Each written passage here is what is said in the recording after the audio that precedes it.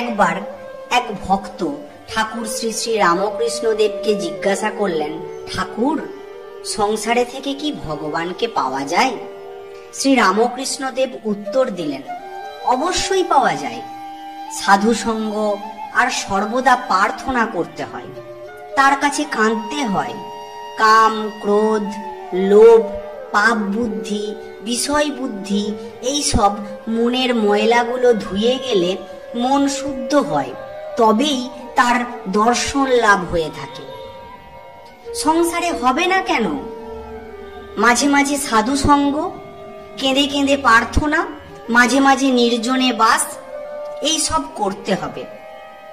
শোনো বাপু, একটু বেড়া না দিলে ফুটপাতের চারা গাছ ছাগল গরুতে খেয়ে ফেলে, তেমনি মনকে বেড়া দিয়ে রাখতে হবে। ভক্তটি আবার জিজ্ঞাসা করল, আচ্ছা ঠাকুর, যারা সংসারে আছে তাহলে তাদের কি হবে? তাদের কি মুক্তির কোনো উপায় নেই? ঠাকুর শ্রী শ্রী রামকৃষ্ণ দেব বললেন, সকলের মুক্তি হবে, তবে গুরুর উপদেশ অনুসারে চলতে হবে।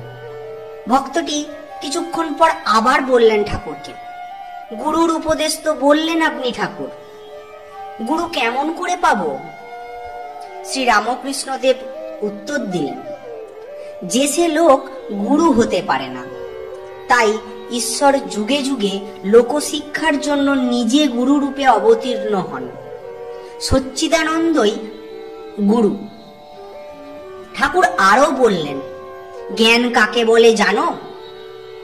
জ্ঞান হলো আমি কে, ঈশ্বরই কর্তা আর সব অকর্তা, এরই নাম হলো জ্ঞান।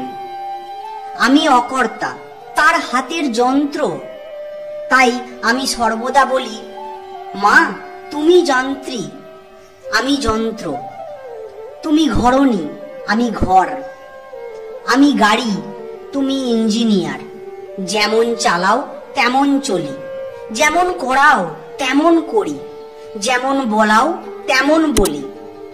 তো বন্ধুরা, আমরা এই ভিডিওটির মাধ্যমে জানতে পারলাম সংসারে থেকে ঈশ্বরকে কিভাবে লাভ করা যায়।